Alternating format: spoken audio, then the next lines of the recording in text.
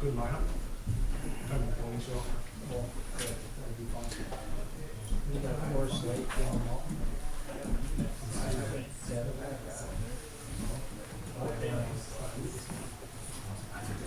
Fire drill now. Every weekend. Then we get the ice fish. What do you do? Don't push it. That would be my thing. Don't push it. It's only fish at the end of the day.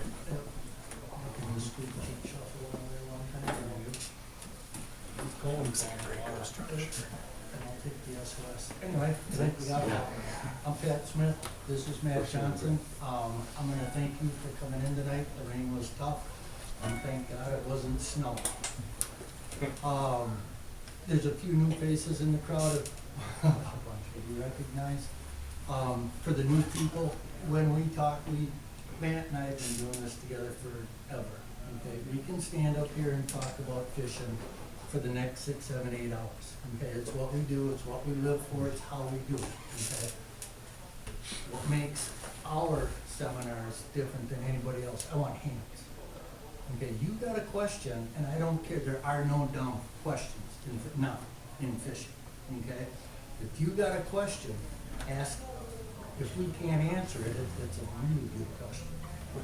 Okay, and I really want you all to be comfortable with that.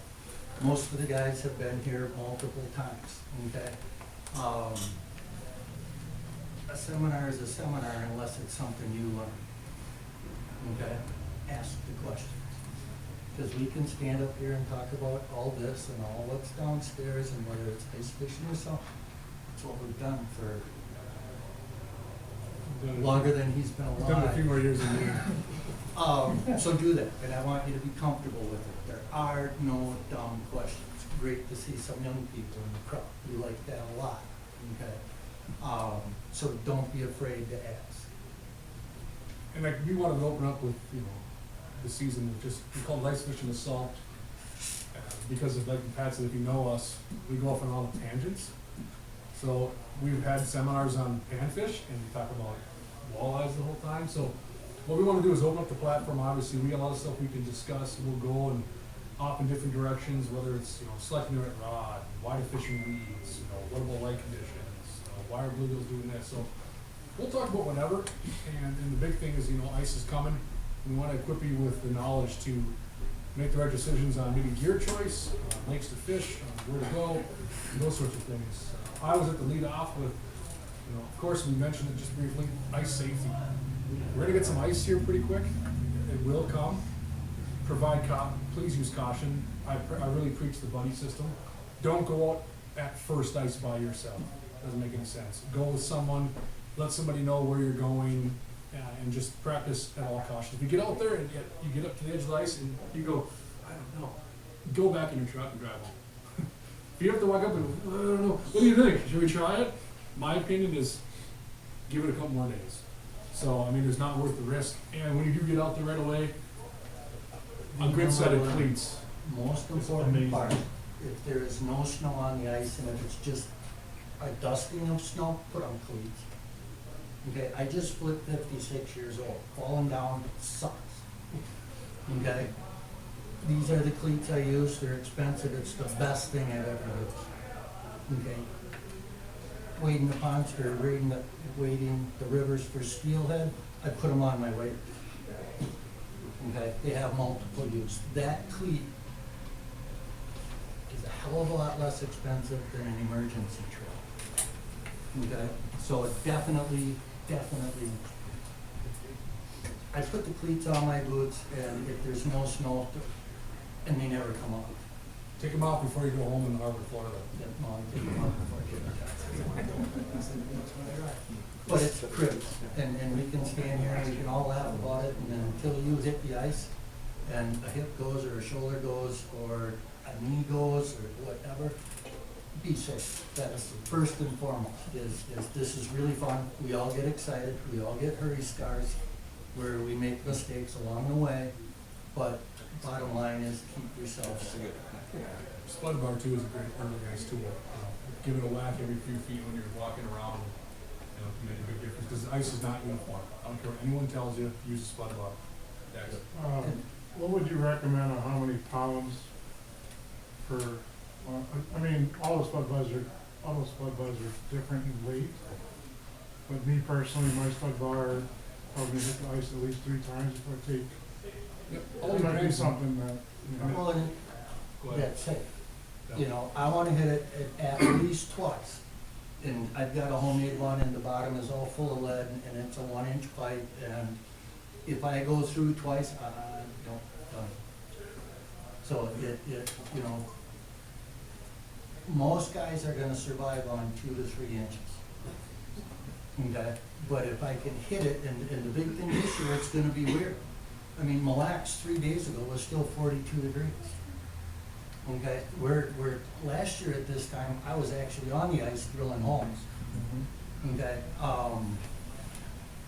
one of my customers now is Frank Walsh up on Oak Island in Lake of the Woods. Last year was the 17th of November when Lake of the Woods went flat. And the year before that, it was the 22nd of November when the whole lake went flat. So this year it's gonna be weird. The ice is gonna come, the ice may go and come back again. You know, turnover, have we had it yet? I want it somewhere 35-ish, stratified, and we're still at 40 something at the lake's turn. Or will it be like 6 years ago where it capped and then the lake turned over? And talk about put a yank in your string. I mean, you know, now you're dealing with turnover and first ice, and they're not gonna be where you want them to be because what Mother Nature did. The other thing too is, one thing I always like to preach about is, we can talk to each other blue in the face about gear and what to do. If you don't fish a body of water or fish a spot where there's fish, doesn't matter what you put on your line or what you're using. So I always preach heavily on doing your homework before you hit the ice, whether it's studying map books, DNR website. You know, if you're going after a hardcore, let's say you wanna go target walleyes, you do a little research and check to see what the stocking efforts were, what type of fish there were in there, those sorts of things, before you go to the ice and then come back and say, man, we ponded lake, we wanted to go walleye fishing, we caught nothing. And then you go back and look, oh, the last time this lake was stocked was 9 years ago, and I come to find out talking to the bait shop that no one's caught a walleye in 5. So do your homework, hop on websites, the chat boards. Facebook's awesome and Facebook's entertaining. Not always the number one source I go to for like hard-hitting information. You know, check out the forums, check out the DNR site for that sort of information on stocking efforts. Network with your buddies, those sorts of things. The time you put into it off the ice means more time with the rod in your hand and catching fish on the ice. So with the maps nowadays, with the navionics on our phones, you can pull that up right now. Pat's got a smartphone. Hell throws over. But, so, you know, do those sorts of things so that when you hit the ice, you're ready to rock. Because the last thing you want to do is get out there, your first time you're excited and go, where should we start? Like, where should we go? And then now it's intimidating, you're not thinking straight. Have a plan in place, get out there and hit the ground running. I mean, there's so many things outside of tying your rods, selecting the right jig, that come into play to be successful on the ice. The aerial photographs good for anything on Yes. the Lake Devil? Google Earth is like money. I use that for any lake in the world. What are you looking for? Well, humps, bumps, high spots, low spots. I use MapQuest because it has the most updated for the roads, okay? That has the most updated pictures in it. Most of the time, when I get into MapQuest and start looking at a spot, it is 2015.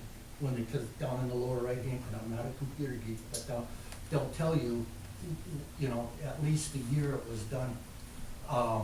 Depending on when it happened, when they took their pictures, that has a lot to do with it, but I have found unbelievably good spots from Google Earth. And once you find, you know, and it's all gonna play in calendar time and blah, blah, blah, blah, blah. But I'm fishing walleyes, and I got some really hard spots that show up in Dead Lake. I've been looking at it for a while. It's a duck hunt, actually. I found 3 new high spots that I didn't know existed, and I fished that like a bunch. like a bunch. You know, watch your drop offs. If it turns green, it's really tough, and keep trying to go back into that. The Navionics chip now, the app for my phone, it's $10, but it also has Google Earth overlay. So, and where Navionics has always been a sore spot in my world is the roads. You know, you zoom in a little bit, now all of a sudden the cool roads are gone, where Lake Master always had the cool roads. With that GPS overlay, or the satellite overlay, I can see the little trails and the back roads and the minimum maintenance roads and You things can like that. overlay that right over top of the Yeah, it's content. right on the program.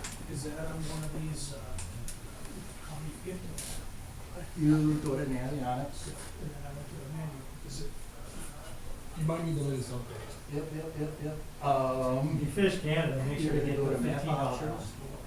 And then it covers everything. Yeah. Canada. The north, Lake of the Woods and the north side area. Right here, no overlay, here you have satellite overlay, and there's terrain. And terrain is gonna be topo, okay? I want satellite. Okay, the topo thing. culvert there? Yes, as long when you can zoom in tight enough, and you really gotta let your mind look at things, and once you do that, it's phenomenal. Place to access that. Yeah, well, and it's exactly, it's most of the time, and I've got a 7-inch set up in a blue box that I use in the car and on the snowmobile and everywhere else. I like Lake Master because they have right down to minimum maintenance roads. And now with Navionics, with the satellite, I even got the dirt trails that I shoot rails on. So, click on the satellite, get it lit up, and you gotta zoom in a little bit, you gotta zoom out and find out where you are. But as you start going in, the satellite is exact Appreciate the information. tip, I've used this for a few years and I didn't even know that. The electronic world is going out of control. I mean, sonar phones from Vexilar and the ability to take these stupid smartphones and let them do what they do is out of control. You know, I wish I would've had it 30-some years ago. But you guys got it easy, especially the young guys. You know, line up the barn. Yeah. No, and it's cool and usable. Thanks a lot. Because it's there for the taking, and for $10, are you kidding me? You know, the only thing is if I drop this in the hole, she's gonna cut them off with a dull, rusty spoon. And that web app too is nice. Go to navx.com, so if you're sitting at work, I know you're working. Hit the web app, it's got full HD, everything contours right on your computer. Yeah. So you can play around with that and plot your day, all sorts of things. What do you do then, just print it out, take a print with you? You can. Or if you just wanna mentally just start preparing yourself, hey, I wanna try this new thing, let's take a look at what it looks like. Because Hop on I there, that take a action picture. map that I thought, I'll use that on the. Well, and the other thing, and Navionics was actually in with today, their new premium chip, that goes to Canada. And it goes past Black Dog, it's got Sand Lake, it's got the whole Winnipeg River. We used it last year on Lake Winnipeg. It was Yeah, great. and it goes all the way up through Lake Winnipeg, and you get, it's $199 or something like that for the chip, and you get it all. I got it on my phone for $12 a year.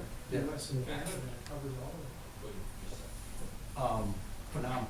I mean, that is, I was so, in 10, 15 years ago, the Canadian government, you know, the water is for the residents and they wanna get paid for it, and that's where your costs are. You know, it's not Navionics being used, it's the Canadian government putting in, and they've got it all. I mean, I looked at that today on the computer and all that. You know, they got place overlays and things that, and you got it. Any other questions so far? Before we keep hammering on? Cool. Well, actually, like I said, for me, I try to break down lakes for the time of year. So right away at early, you got a question? I I was excited, I was like, yeah. When we go west, it works really good on those things too, because you get underground, you get the roads, you get the old houses, the cooler. When you go west, any old farm stead that's underwater, Yes, well, and the big thing is it doesn't matter if you have cell coverage, as long as you got an eye to the sky. Right. The GPS still works. You know, and like, you know, in here, it was, but I could go over here and I could get a signal. The other thing you gotta remember is most of your satellites are south. Okay, remember that, because that gets critical, especially the further north you get. But it doesn't matter, the big thing is it doesn't matter if you have cell coverage, because the GPS will still work, as long as it has an eye to the sky. Kinda cool, isn't it? Big lakes, small lakes. Yeah, as all talking about early ice is, what lakes do you pick early ice? And it also comes into play what species you pick early ice. And sometimes you're at the mercy of what lakes freeze up. And like Pat was alluding to, the big lakes versus small lakes. Why would you pick a big lake at early ice versus late ice? To me, if I'm fishing a big lake early ice, it's a secluded bay. Where fish move into, you still got green weeds. That's one thing I focus in on, is early ice and even much of winter, I look for green weeds. If I can find green weeds, oftentimes you find forage, which you wouldn't find your predator fish, whether it be bluegills, crappies feeding on pigment and insects, walleyes, pike feeding on larger bait fish. So green weeds are huge, especially at early ice. And a lot of times, as anglers, we're accustomed to walking right past the best spots in the lake. I see it all the time, especially in the city lakes, the metro lakes here where I fish a lot. Everyone goes right up to the shantytowns, they go up to the basins, they go up to where the schooling fish are, and they sit and play. And I would encourage you to not walk past some of the best fishing spots in the lake. Fish will relate to green weeds even in 3, 4, 5 feet of water under the ice. For some reason, there's a misconception in the winter that fish are not shallow. Everyone just thinks they go out deep over the basins. There's nothing in the weeds. Why would I fish and there's this much ice? Why would I fish in this deep of water? Well, if there's green weeds there, there's oxygen and there's forage, so there's gonna be fish. They don't all make that move into deeper water. So for me, when I fish right away at early ice, I look at what kind of patterns are there for ice thickness. Are there lakes? I know I got special lakes that lock up faster than others, and of course I usually hit those first. And I look at available forage and available structure, what kind of weeds are close by. Then you might take the note from Pat where you look at the satellite imagery and say, you know what, I might fish a larger lake in a secluded bay, but how in the world do I get there? Because the ice into that spot might not be as good. So you look at some of those side roads and how you can access. So it does make a big difference. And that's where I'm saying do your homework. I mean, early ice especially, you can't just say, I want to go fish. Let's go fish Whitewater Lake this weekend. That sounds fun. Everyone's starting ice fish. Well, I would encourage you to find maybe a different body of water that's smaller or get to a spot that has a better access on a bay that holds fish. So not all lakes are created equal, especially as we move to the calendar season. So you definitely want to pay attention to that as you pick a lake when you go out there at first ice. And that was a great tip by Matt, is I'm a small lake guy, the ones that freeze up first. I fish them and I fish them hard. Most of the guys that take on the bigger lakes early fish them as, and this year's gonna be weird, but most years they drive right past where the fish are still staging. You gotta take a big lake, and I'll bastardize one, Rush up by Pearl. Okay, the best fishing's in that southeast bay where the access is, and everybody's driving out and headed as far west as they can go, where I can walk 150 yards and catch more fish than you're gonna catch. Okay, so as you're breaking down your year, okay, and we do go through seasonal patterns which are huge. Okay, a lot of things have to do with the calendar. I'm a water temp guy, you know, and depth, speed, color are my live by rules, okay? But getting into the smaller lakes, and you only get to fish them till maybe mid-December, and then go away, because they're not gonna get good again until March. Okay, because the smaller lakes, they lose their oxygen faster, they lose their green weeds faster, and the fish will stabilize out in the middle of nowhere doing nothing. Okay, so now I'm gonna go to a bigger lake, a Minnetonka, a Clearwater, you know, an Ottertail. Those are the lakes that I'm gonna start attacking once there is, if I get the car on the ice, I'm done with the little lakes, I would say it that way. That's my barometer. Okay, if I'm walking or snowmobiling or four-wheeling or whatever, I'm still gonna attack those little lakes. But when I can drive the car on to the water, then the little lakes are done until the ice, you know, is ready to go away. If you take on a big lake, pick a section. That is, and we don't, as fishermen, we don't spend enough time shallow. We don't. I'm gonna say 99% of us in this room right now do not stay shallow enough long enough. Mille Lacs, I've got some spots out there, I don't leave 6 feet until Christmas. Okay, they're there, and we're driving right over the top of them. You know, Clearwater is another one of my, I've got some shallow stuff there that it's really good early, and it's really, really good late. And everybody's driving right past it. So early ice green weeds, are you fishing the weed line or are you actually in the weeds? All depends. Sometimes you get such expansive flats of green weeds that there's not much leeway in between the weeds. Sometimes early ice, you still get green weeds, but you get pockets. If you can find those pockets. I do a lot of homework searching in the fall. The last 4 or 5 times I've been in the boat, I'm waypointing stuff, putting around when the foil lays down, and looking for rocks and boulders in the green weeds, because the foil will stay there throughout almost all winter at some level. It might be 2 feet or 4 feet or whatever, but those rocks are gonna be your spots inside the weeds. So if you mark those spots, come back there early ice, I'd say 6, 7, 8, 9 feet of water, there's fish there. There might be fish there the whole winter, especially if it's right off a deep structure. Minnetonka's a classic example. If you have all these expansive points with boulders on them, all the bass fishermen flip jigs into those spots. Your best panfish spots in the wintertime all winter long. And it might be right next to 30, 40, 50 feet of water where there's 400 ice shanties sitting there going, nope, they don't bite till it gets dark. And you hear it all the time, they don't bite till it gets dark. And that's huge. No, they won't.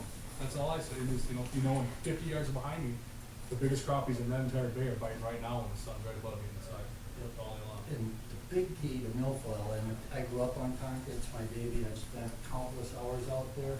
Milfoil is not a barrier weed.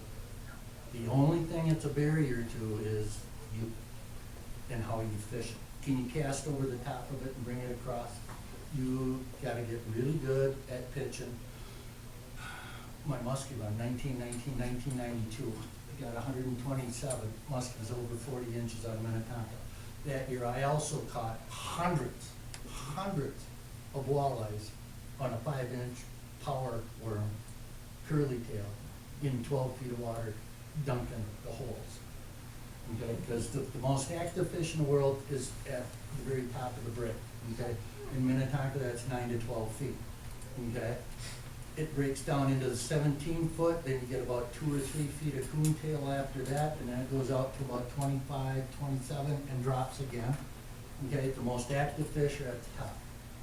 Okay, if you're gonna catch a fish, they're at that very first break. Okay, as they get more and more negative, they start dropping down, and they swim through. I've watched bluegills swim through milfoil, turn sideways, come in and eat my jig, and he is 100% horizontal. And then ate it and went back into the weeds. Okay, the only thing that milfoil is a barrier to is you. Learn how to fish it. I think it's a miracle. I've said it since day one. I like milfoil. I have no issues with it. You have to learn how to fish it. Okay, and they are there in the winter as prominent as they are in the summer. And if you look at the milfoil cutters and look where they dump it, there's 100 million crappies this big. Everything else in the world is in there chasing. Learn how to fish it. And winter fishing is a hell of a lot easier than summer fishing, especially if you're fishing the west side of the lake when it goes green. The east side of the lake, the main lake, partially double gin clear. I mean, we should be able to this winter see bottom with our bare naked eyes, about 25 feet. Which is gonna make you be a better angler and tie better knots and use better line because they are well-educated fish. So are all weeds created equal, or are you looking for a specific type? And I think sometimes it depends on the body of water. I like the variance of type. If I can find a weed bed that's got 2, 3, 4 different types of weeds, I really like that. Game on, and I want them standing. And cabbage, number one, first and foremost, and I don't care if we're down on Okoboji, Iowa, or up in Pearl. Okay, I want standing weeds, and if I got a little foil and or some coontail with it, I just found. When do you give up on the weeds, when they turn brown? If they're always green, I never give up on them. So as long as they're green, they're making oxygen. Absolutely. Yep. And the big part there, always look for hard bottom. Because weeds that are growing in hard bottom will create oxygen as long as it's green. If you get into some of these softer bottom spots where the weeds go brown, you'll see fish, you'll see them, but they don't have enough energy to start They chasing. start to actually take oxygen out of the water. Absolutely. Oh, yeah. It's And that's why I said not all expensive weed flats are created equal, because if you have an expansive football field of weeds and it's all green weeds without any variance in structure or weed type or pockets, that you might be looking for a needle in a haystack. So even though there's green weeds, there doesn't always necessarily mean there's gonna be fish. So if you punch 15 holes and all you're doing is 6 feet of water is a sea green with green weeds, no variance in structure, you're probably gonna spend all day chasing little perch or little bluegills, or bait fish, or tip-up pike that are coming. You're not gonna get your bigger bluegills and bigger crappies. I look for changes, channels in the weeds, corridors in the weeds, little depressions, little divots, rock piles. That's what's gonna hold. You can see that on an aerial photograph? That's where I'm in my boat in the fall, because right now, in the last month and a half, even 2 months, the weeds lay down, you can go right over the top of the gold. Go to Lake Minnetonka, the most expansive flat gold there a month ago, and you can 20 more right over the top and you don't pick up any weeds. Start paying attention to those rocks, start seeing, you're in 7 feet of water, like, well, that's 3 nice boulders. Where are you going? Go to the next spot, see a little inside turn where it drops and kind of burrows out, and there's just some grass. Waypoint, and then you come back and check those spots. But you also have to remember on those spots, especially if you're chasing panfish, we always think of panfish as, well, the bluegills are here, I'm gonna sit there and just whack them. I'm gonna catch all these big bluegills. No, when they're that big, especially in these metro lakes, your broodstock fish, they're gonna act as predator fish. You're not gonna sit there in 7 feet of water and catch all these big bluegills one after another. They're moving in and moving out to feed. They're the alpha male in the group, or female. And so you wanna move around and chase these fish. So if I have a piece of structure that has a big leaflet that has multiple rock boulders in it, you're gonna be hole hopping, you're gonna be moving to catch these fish. Crappies especially, the biggest crappies in these lakes in the wintertime, the big ones, the 13s, the 14s, the 15s, which are in all these metro lakes, are gonna look like you do, you're not gonna get 7 fish out of a hole like you do on a deep basin. These bigger fish are gonna move in, they're eating bigger baits, you may not catch them because you're fishing too small, and they're gonna move up. They're gonna come off deep structure, get up on top of the rocks, feed, and they're gonna move up. They're making feeding movements. They're not going up there to sit and chill and fan themselves. They're moving in, they're eating something, and they're moving up. So if you watch them with the camera on these shallow spots off deep structure in the weeds, these big crappies are not just meandering like you see on basins. They come by, oh, there's one. He's gone. Oh, there's another one. That's what they're doing. They're not sitting there. They're not just stagnant, sitting there looking at you like you see in these large, expansive flats with nothing else. And most of the time it won't be more than 5. That's kind of the number that I've seen, and there's a lot of western lakes that I get on. And the superfish, I'll call them, whether it be a bluegill or a crappie, walleyes, and even the pike. You know, the little pike, you'll see those in groups of 2, 3, 4. But once they get into that 36, 38 type thing, he's an individual. He's got no buddies along with him. The walleyes, and I mean the big walleyes, that 28 to 30 something walleye, 99% of the time he's alone. You know, and he'll eat, and then he'll go out into his abyss and hang out with other critters sort of like him, and then come back in. And a big bluegill and a big walleye, I could call them twins. How they move through the calendar year, when they go to hard bottom spots, midsummer, when they go hang out above the thermocline, and when they come back in and feed. And most of these fish, and walleyes too, you can catch them during the day. But you gotta think about light penetration is number 1, not making a lot of noise is number 2, fishing shadows. Don't fish wide open holes, okay? If I got a hole right here, and it's 9 o'clock in the morning, which one am I facing now? Okay, yep, east is here, okay, I'm gonna drill this side of the weeds. If it's late afternoon and the sun has come up and over the other way, I'm gonna go to the other edge and fish that edge, because that's gonna give you a shadow. Same thing you do in both. Not all shorelines are created equal. Another point, my biggest walleyes I've caught these days have been high suns in the weeds, always. Well, and there are two fish that eat bluegills the best. What is number one? Take a shot. Somebody take a shot. Number one bluegill eater in the lake. Bass. Catfish. What's number two? We just talked about it. Walleyes. Ben, Point earlier on, you were talking about like later in the season, Gray's Bay would be crystal clear, but Halstead Bay might be green. Are you saying you like to fish that green area, or do you go for the clear water? I like them both. The big thing with water, okay, depth. The fish wants to eat at a specific depth.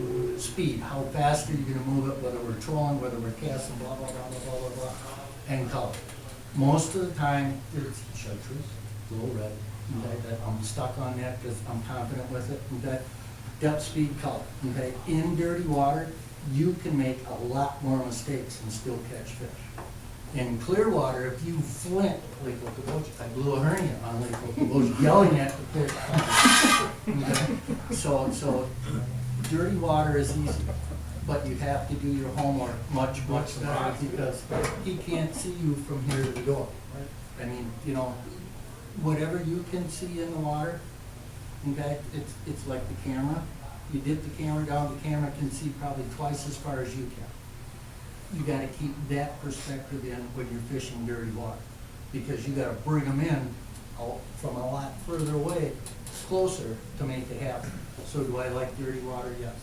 You know, do I like making mistakes? No, but I can make mistakes and still set it up. I go bigger in dirty water. Yeah, a lot. Maybe rattle or something? Bigger baits, because then they usually don't bite out of sight, they bite out of sense of vibration, movement, just crush it. Yep. And, yeah, plastics, we talked about plastics forever. It's another thing that I like, you know, the new jigs we got are, you know, I wish I would've had those back in the nineties, because it would've made my life a lot easier. The profile of the bait, to be able to manipulate it from this big to that big with the same piece of plastic is huge. Because now I don't have pockets full, I carry a few and we're good with it. You know, putting on more magnets or less magnets, you know, that's, I feel, the biggest mistake most guys make. They put on two and that's all they do. You know, Nebraska catching the big bluegills and, you know, they're on the back wall back there, 12 count. 12 maggots on a number 10 fat was the magic number. And, you know, now you got this conglomerate down there that's actually making some noise. Has anyone seen Dave Gintz put maggots on a jig? There's no jig left. It's just this Medusa head of maggots moving all over the place. It is. And then there's that time where you're gonna go down to a number 12 or 14 and put a single maggot on, you know. Those are the things that you have to measure. And that, you know, it's not huge moves that make the day happen. It's reading, and the cool part is with the electronics and everything else we have today, you can tell the mood of the fish on the first, second, or third one.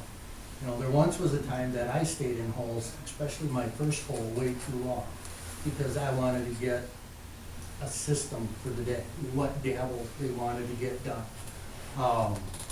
In today's world, that time is cut in half for me, you know, because they give me the information I'm looking for. You know, you can tell dithering back in the mid-90s was, you know, 7 shades of dithering great, some companies. Okay, but as the lines on your Vexilar pulse, you can tell if you've ever looked down, and I tell everybody, sight fish. Because put your locator in the hole, drop your jig down there, and watch what they do on the electronics. Because you will learn how they move in, how they move out, where they're directly below you, where they're not. Did he come in low, did he come in high and drop down to it? Facing your rig though? Yeah, it's huge, and the pecs, if you can watch the pecs, I don't care for musky fishing or bluegill fishing, these give me more information than anything in the world. You know, he's up high and a little cock forward, he's gonna eat Okay, if he's laid back and they're kind of subdued, he's gonna be one of those that give you the love rub and wander away. Come on, lift the trap open and scream, holler, and yell, and all those that will be done. But those are the things, you know, in any lake you go to, questions. Do you see any correlation between the size of bait or size of jig and either time of day or season? Do you see any correlation there, or is it tough to tell depending on the lake? Or? To me, I try to figure out what the forage is and what the fish are feeding on. Cause I've had lakes where crappies, even negative crappies, are still feeding on minnows. That's what they're eating, that's their diet. So to throw something small at them even when they're negative doesn't make sense. And I've had other lakes where even if there's not as much of a minnow diet, where it's plankton, and other types of invertebrates and microorganisms and stuff like that, that's what they want to feed on. Even 16-inch crappies. You put a minnow in front of their face and they look at it like, I can eat that, I can eat 70 of those. And they go over and eat the smaller stuff. So sometimes it's just knowing your forage. And that's not always an easy thing to figure out, but I always start big. I always start big and I always start aggressive and play down from there. And the big thing is, let them tell you, if you're using something and they come up and give you a whiff, and say, yeah, no, okay, don't keep the jig in the hole. Okay, get it out and drop something else down, and go from one extreme to another, and then work to the middle. But when I go, it's, and there's all kinds of different jigs. I'm a huge mechanical fan. I like the jig with flippers, the flutter bug. I love it. The fairy jig's another good one, but it's not heavy enough to make those blades actually clank. Where the flutter bug, I can make enough noise, I can hear it in the rock.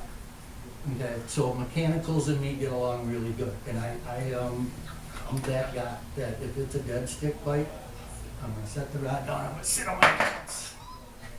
And if he eats it, I'm still gonna sit here down and take it and go, okay? I fish very aggressively. The pound, that's my baby, that's how I idle.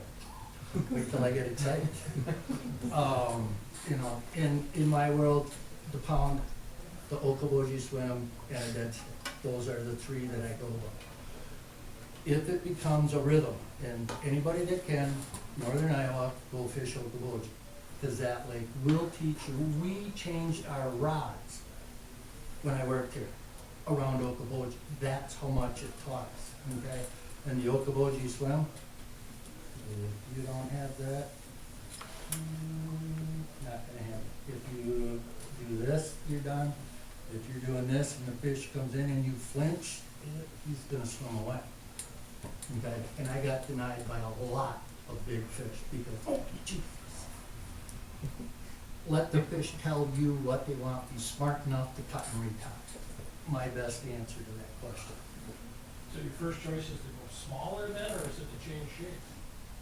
Go from horizontal to The only vertical jig that I fish is the flutter bait. It's the only vertical jig that I fish. Everything else I fish is horizontal. I like a size 10 hook. This is gonna be like so. The drop kick, it's heavy, it's got a great hook. It holds plastic, it holds bugs, and it's heavy enough that I can get a really good tail kick pound, and it's like Systems Tackle Fat Boys. There's gotta be a few that remember that one. In a size 10, that was my jig forever, okay? I went to Lindy, it changed a little bit, they put a little bit too much tin in it, it got a lot lighter. That's as close to a number 10 Fat Boy as I've ever seen. And it's got the weight to really make some noise. So I'm gonna start out with a 10. I'm either gonna start out with meat or plastics, and my plastic choice, I want it an inch to see how they start out, and I might go smaller or I might go bigger. But that's how I'm gonna start. Yeah, me, I pay a lot of attention to this thing, like Vexilar, because like Pat said, if I'm, my jigging sequence, I think is probably the most important, how your jig is acting more than what it actually looks like for color. So if a fish comes in hot and I see a fish, if you get that, he's gonna eat it, and they don't, what you're doing got them there. Then they got close enough to go, nope. So one thing you always want to remember is when you retie, a lot of times when you retie, you think because what you're doing is not working, so you don't fish this thing. You're fishing right. It's just not the right thing. So when you drop that jig back down, and again, look at this, if a fish just meanders in, and they sit there, and if you're just fishing a fish because you're bored and there's a red line, then you might want to change your sequence. But if a fish comes in hot, like it wants to eat, it stops, your jigging sequence, your cadence is probably right on. But they got close enough to say, no, that's not what I'm feeding on. That's when you make the change to a different color, different profile, different size, drop it back down, fish it the exact same way, and make your determination. 60% of the time, 70% of the time, if I make that switch and I find what they want to visually eat, they bite because of the cadence. They're coming to eat it. So if you're dropping a white and they come in, they don't eat it, you put on a glow pink, they might just crush it. So remember what you did to get that fish to get there. And don't stop. The one thing I always see is they're jigging, fish is up in the little current, they keep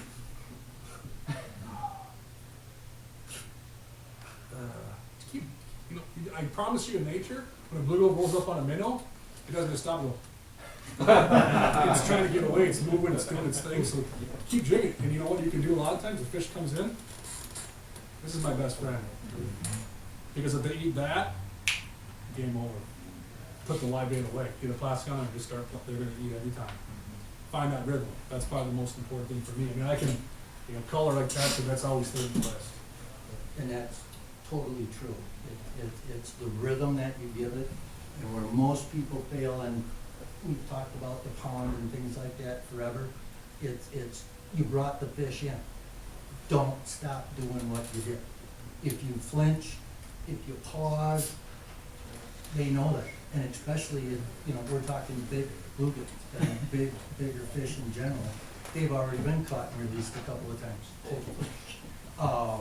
So don't quit what you were doing when you made it happen.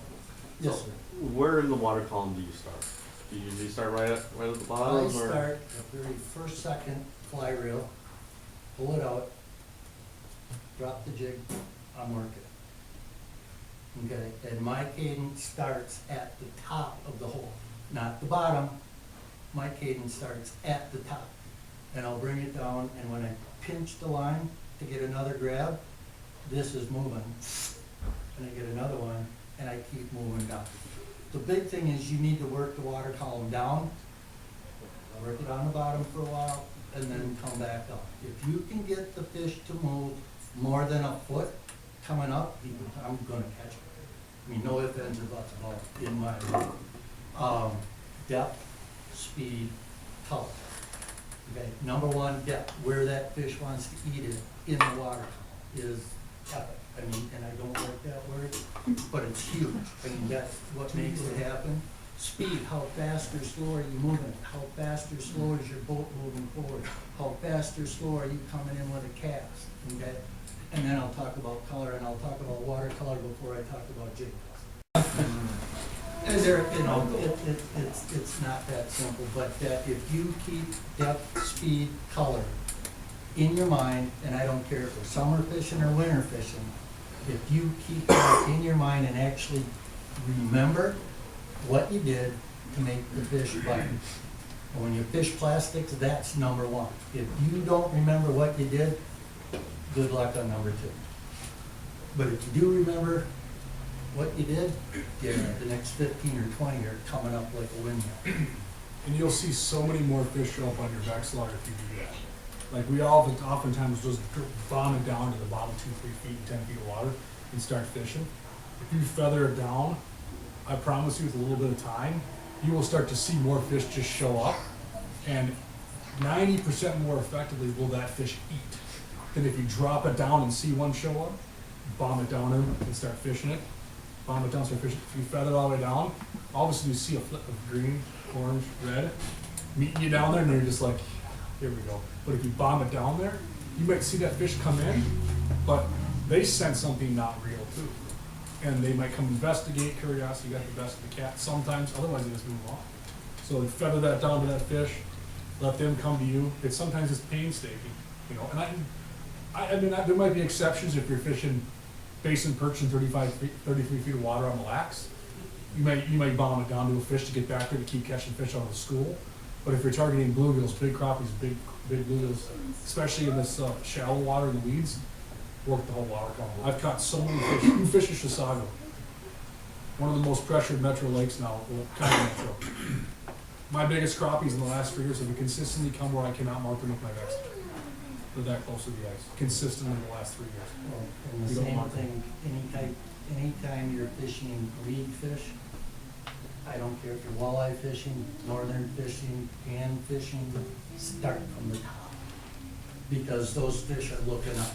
You know, the only fish, and I forget the name of it, the only fish that can actually look down and feed is a bluegill. Everything else wants to feed up, has to feed up as to where their eyes are. So, and that's one of the little boogers that I never give away. Always, don't care what you're fishing for, start on top and work it down. If it's a spinning reel, I leave the bail open and pinch, drop it down a little line out, pinch, drop it down a little line out, pinch, drop. But if it's a fly reel, I pull and hold. You know, and even in a trap, a scout, I can pull 5 feet of line with a fly reel. And outside it's 9 feet, easy. And I always start from the tip of the rod. For the guys that are gonna do fly reels, don't do it here. Cause you get way too jerky. Grab your line, give it a pull. Jigs hopping all over on the way down. Yep. Then let her down, you can pinch, you can do a little bobble, pull out another one, and just keep going. And a forgiveness tool, spring bobber. We all get excited when we jig and we're doing this. I see people all the time, I walk up and, you catching them? No, they're not really going to the, well, that poor fish. He's going like this. So when you fish with a spring bobber, I always talk about strike indication. If you ask most people, why do you like a spring bobber? I can see the bite. I can see the fish bite. Absolutely, 100% correct. Up bite, down bite. It also absorbs some of that air. So when you're jigging and it's floppy, it's suppressing that movement down below the ice. It gives you a little bit of forgiveness. So especially when you get excited, everyone thinks spring bobber is a finesse tool, and it can be, but I love spring bobbers because I can fish with my gloves on. Not just because I can see the bite, so if I get a little excited and I'm not over the whole finessing them, I can fish with a spring bobber and supple that movement a little bit. Huge, I mean, that's a big reason I fish a spring bobber is, you know, room for error. Dave is a very good friend of mine, Dave Gibbs. And yipped about spring bobbers forever. If you look in Dave Gibbs' bluegill book, I'm in there twice, I'm holding fish that he's taking pictures of. How cool is that? And it was because of the spring, okay? The big thing with springs is it does absorb a lot of your mistakes. You can use it under that. I really like the spring on the Okoboji swim when it's a real rhythm cadence thing, because as soon as they come up and hit it, the spring's gonna tell me something. Well, if they come up and just eat my plastic or eat my worms, I'm still gonna move that jig, okay? Because now all of a sudden it's trying to get away and he's gonna give me that second suck. And when he gives me that, the spring goes from this to that. I own it. Okay, so that's the other thing, where if you try to tight line him, he's gonna feel your resistance. Okay, so the spring is very, very forgiving. Another tip on location, real quick, as Pat was talking about, that first break is where you see a lot of fish. One thing I've learned, especially in the city lakes, you talk about how we go up on top of a piece of structure from deep water. Let's say you're in 12 feet of water, and they're on top of that flat, we catch them. And then the next day you're like, or let's say midday, you're not catching them anymore. You go, well, where do these fish go? And you go to the basin, you're looking for suspended fish along the bottom or whatever else. I find that those fish, 90% of the time, Pat said, what's number one? Depth. They're not changing depth oftentimes. They're making lateral movements right off that line and suspending over deeper water. How many times when you're fishing with your Vexilar and you're sitting there in 30 feet of water, you see that blip come through 10 feet below the ice and you go, oh, it's gone. That fish is using that structure at that depth and nearby. So one thing to keep in mind is if you're fishing these suspended fish out in basins during the day and you're seeing, oftentimes what I see for suspended panfish over a 30-foot basin, let's say, 5 to 10 feet out the bottom is the bulk school. That's where you're gonna see most of your fish. They're gonna meander around. I call those your window fish. All the shanties that are all around you at that time are gonna catch them at 3:30 when the sun goes down. They're window fish. They're conditioned. Then you see that other group of fish that never stay put, that are about 8 to 10 feet above them. We've all seen it. They come and they go. You see them, you raise up, you might catch one, you're like, oh, nice crappie. That was a fluke. You always tell your buddy, and you just, cause you see them come and going. Those are your aggressive fish that wanna feed. Take that into account. In 30 feet of water, they're 10 feet down. Go find the nearest 10-foot flat and start fishing in the middle of the day. I bet you find those active fish. That was a And good- that's where everyone, that's the spot everyone drives over. So everyone's out fishing basin, you're out there chasing fish, and you're like, oh, I got fish in every hole, I just can't get these to go. And you're picking one up here, picking one up there, and you see those shooters come by. Go, that's about 10 feet down, I'm gonna go up to 10 feet of water in the nearest break. Start punching holes. Those shooters bite your eye. That one was huge. Questions? We're rattling. Walleye fishing, I had good success fishing at the bottom edge.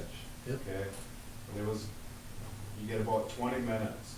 So my question is, are those fish cruising that bottom edge, or were they just on their way No. to shallow? No, the best perch spot in the lake, as well as the best mid-season, it was mid-season when you were fishing them. Early ice to about mid-season, and then Yep, they're gonna run that bottom break all the time. I mean, that's their hunting spot. Those are the open water fish that come in, hit that break and work the break around. You know, the top of the break or the bottom of the break, those are your two choices. Walleyes in that situation, and to me, it's a midwinter thing, that the weeds have started coming down. The bait's starting to come out of the weeds and set up on the outside, and it could be 30, 40 yards off that bottom break. But those fish are chasing the fish that are coming out of the weeds. That at that point in time, with that lake the way it was, the oxygen levels and things are going down, they're gonna beat the bottom of the break. this was early ice too, and they were at that bottom break, How much ice did you have? 4 or 5 inches. Okay. I'm just wondering, How deep was the bottom break? 25 feet. That's all about bottom composition there. Yeah. They found something they like on Mille Lacs, everyone knows you fish 30 to 33 feet of water because that's what the sticky bottom is. The sticky bottom's not consistent on every lake. That was probably your sticky bottom. That was their transition area. Remember where that bottom break came? Probably silted out in some fashion and changed composition, which attracts bait fish, before it broke out into the basin. And the open water fish will chase the bottom. I'd have gone up on top. I don't guarantee you got bigger fish on top than on the bottom. How big were the fish you were catching? 16 to 20. That, they're the open water fish, and they will do that all day long. And perch fishing, I never fish on top for perch. It's always at the bottom of the break. And the harder the break is, the better that line is, the more fish will follow right there.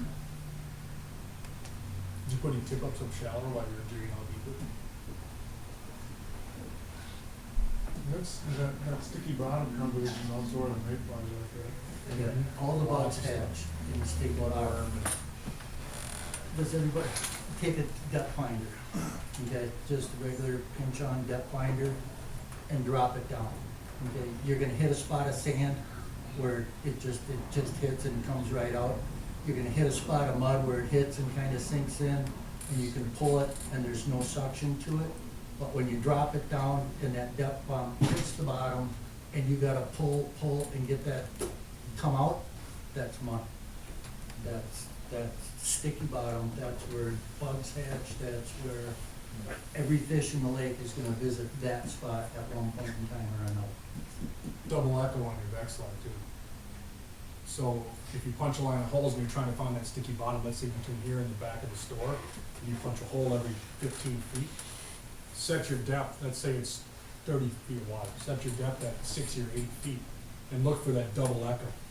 That's where the bottom changes. So you'll see a single echo and move to a double echo, that's where it's transitioning from hard to soft bottom. You know what he said? Does everybody get that? Because it's critical. He brought it up and it's critical. Okay, the coolest part about flashers, LCDs, the liquid crystals, everything, okay? The harder the bottom, the quicker the second echo comes in. Okay, so you're in 10 feet of water. I would put it on 30, because I wanna see where that second echo comes in. The sticky bottom is gonna flitter a little bit, and it's going to,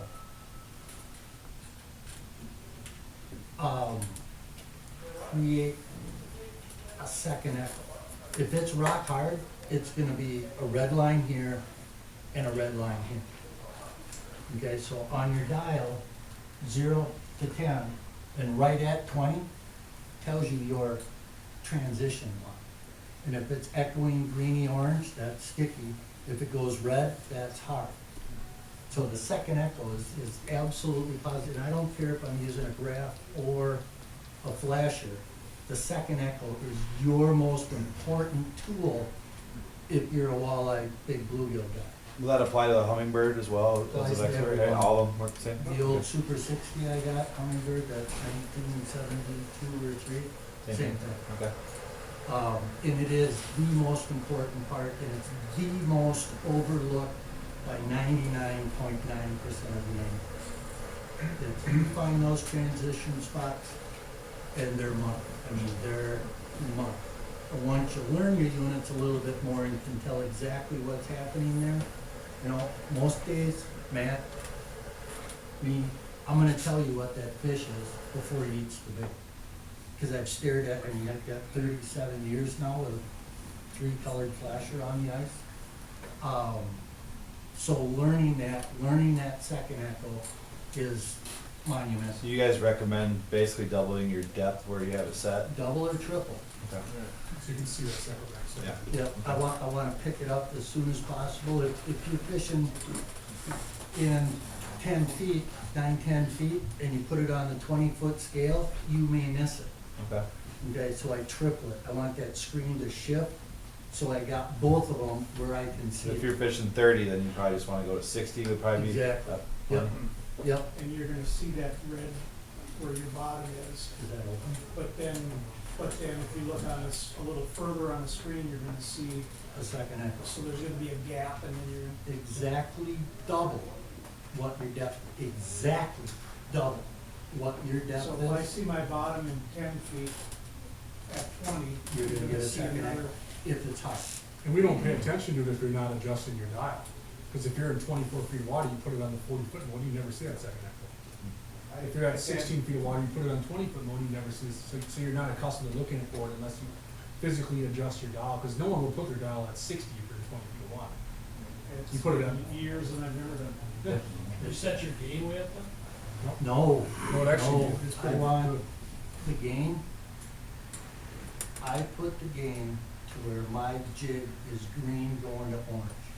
So if I've got the double echo and it's red and solid red, then that's a hard bottom. Hard bottom. If it's kind of flickering or something, that's a softer bottom. Is It that what could you're be saying? clay, could be sticky, and if you don't get it, or there's just some green flickers on the second, he's And that's how you searching. find rock piles too.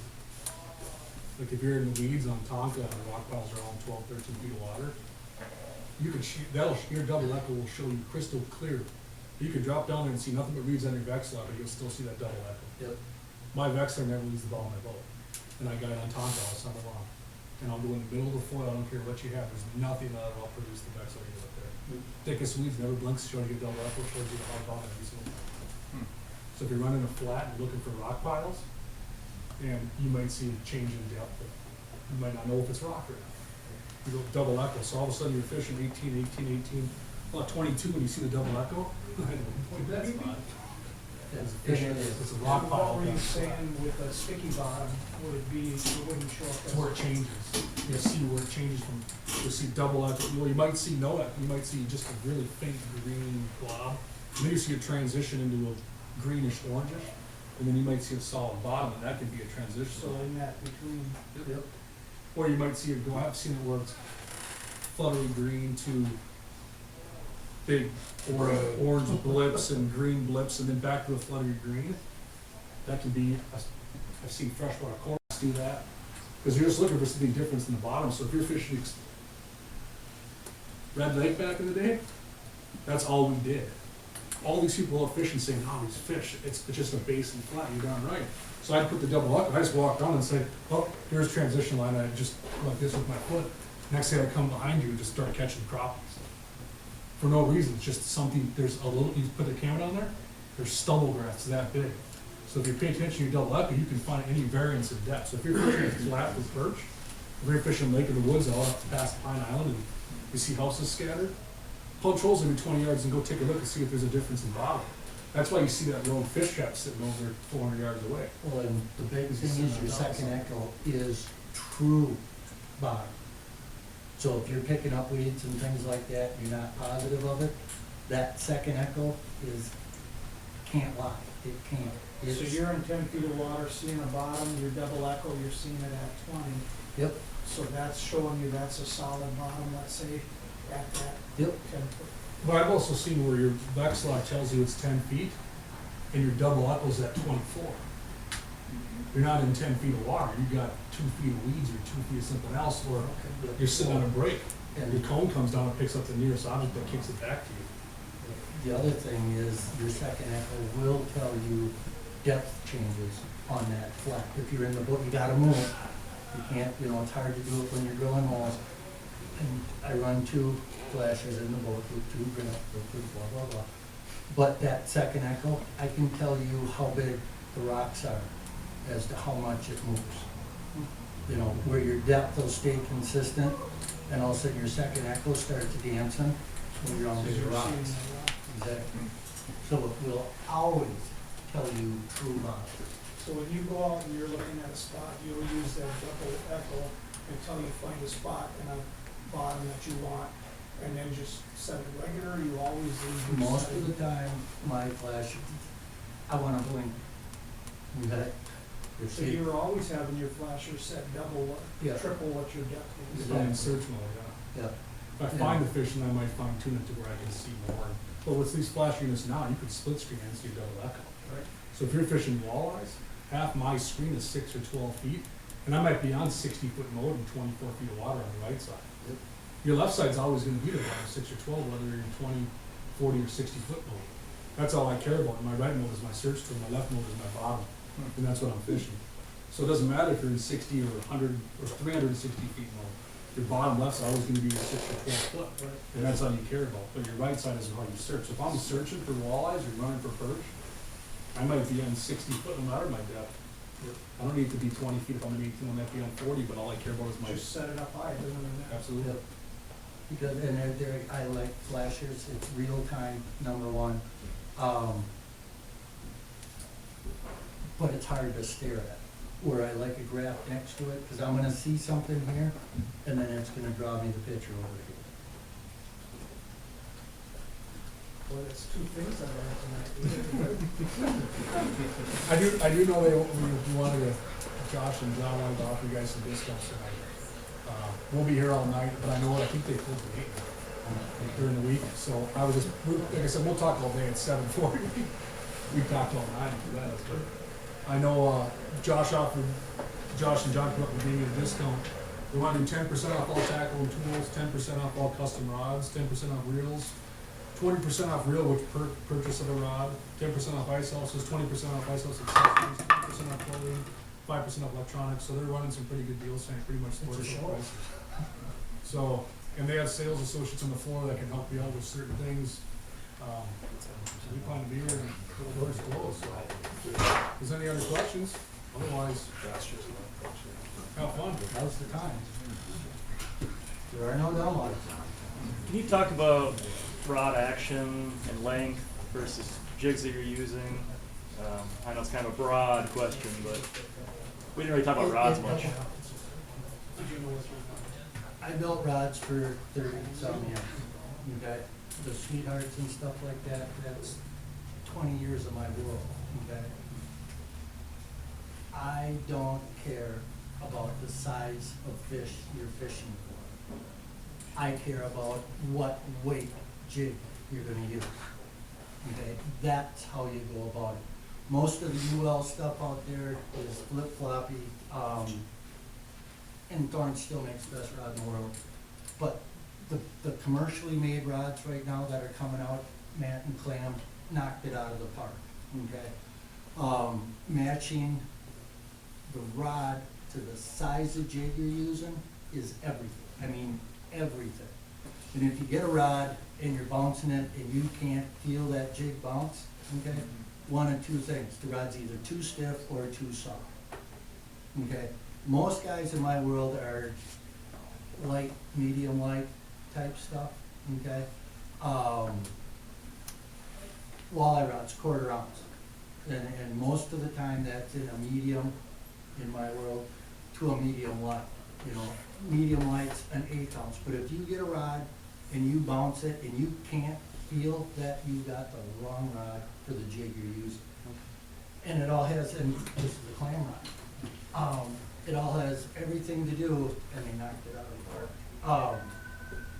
As it bends, the other most important part about a rod is right there, that bounce it has. Okay, see, it's not going into the handle. If I grab a rod and with any amount of pressure, in which this is not a lot, and the rod is bending here, nothing to do with, nothing to do with it. I'll say that again, nothing to do with it. Okay. That was epic.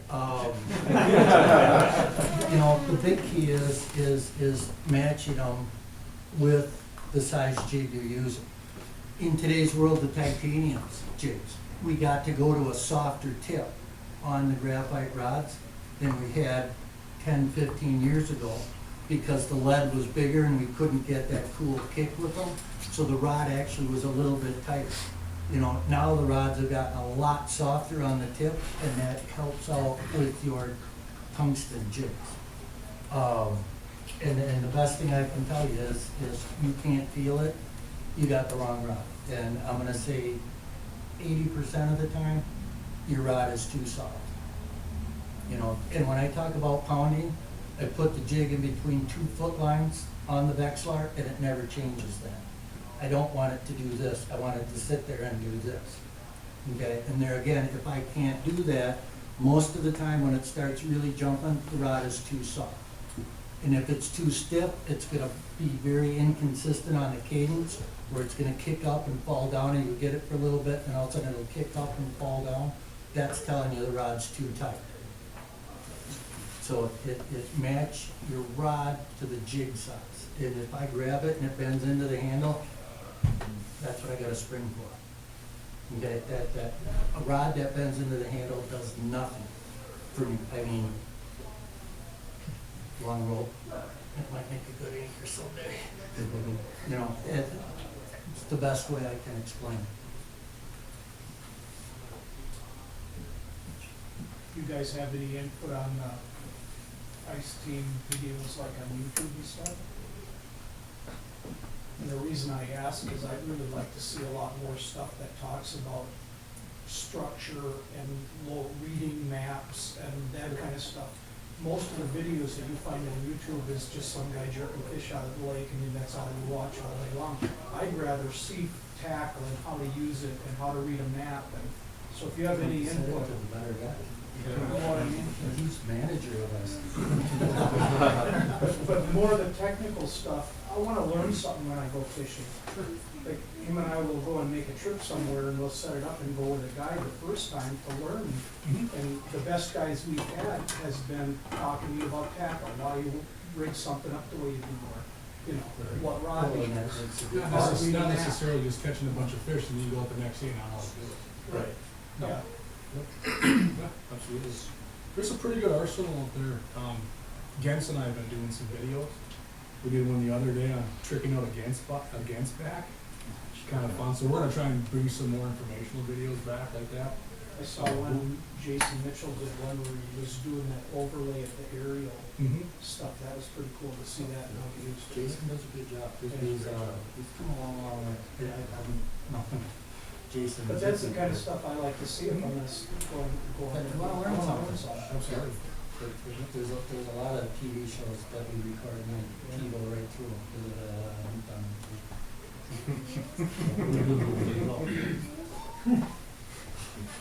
So note to self, Any make other more questions? epic TV show. Yeah, just real quick, mono versus floral line, Mono versus fluorocarbon? and maybe even color. Do you guys stick to I'm a just clear? copolymer guy. Are you? Monofilament coated in fluorocarbon, diffused in fluorocarbon, especially for ice fishing. You get the best of both worlds. P-line came out 10, 12, 13 years ago. It's the only thing I use. The coolest part about this stuff, and now all the other line manufacturers have come into it, you're not gonna find it everywhere. Okay, you're gonna find Berkeley, Micro Ice, everywhere. It's a great line. It is, there's nothing wrong with this line at all. This line holds nuts, very little stretch, and it is a fluorocarbon coated copolymer monofilament. I've been doing this a long time, and when anybody ever comes up and says, what do you think of this? The very first thing I do with the line, I pinch it between my thumb and forefinger, and I wrap it around my finger as tight as it can go, and then I start flexing my finger and let it loose and see all the coils that are on it. Keep it. You know, full fluorocarbon, absolutely positively, hands down, the most invisible line. It refracts light. Stop, I'm gonna stop you there. Keep it because it has memory? Yes. Okay. I may do a full floral dropper, Yep. but I won't run it complete on a reel. Because it's like Yep. fishing with a sling. Mm-hmm. And I want, when that stuff comes off, whatever reel I'm using, whether it be spinning or fly, Mm-hmm. when it comes off, I want it straight. Yeah. And P-line, Fenwick Light, I don't think there's many in here old enough to remember.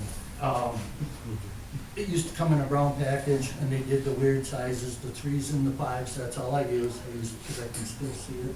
The 3 pound or 2 pound, you don't want to press, it's good enough. 3 pound, all my panfish perch stuff, 5 pound, all my walleye stuff. When this line came out, I went from 12 pound XL on my lake trout rods to 8 pound fluoro clear. That's how much I trust it. You know, it's upper 20s as far as percentage of stretch. So it's one of the smaller ones. You get up into some of your strands and things like, you're 30-some% stretch. Well, you're fishing in a trap, and this isn't an option. Okay, so I reel down, and my hook set, I just turn my wrist. That's it. And that line is done for me. Did that answer your question? Thank you. Yeah. And fluorocarbon, there's nothing better. I use suffix. Yeah, it's great stuff. Yeah. You know, and light refraction Mhm. is what it's called. And it does get invisible under the water, depending how good you are at tying that uni knot, because the weakest link is gonna win. Yeah, that's all I use. The big thing is get it really wet and take your time when you cinch it tight. And pull on all 4 cords the same. And if you get a loop, cut it, do it again. Let's get you guys on the floor. Cool. I don't know if you guys are looking at this. Thank you so much. Thank you.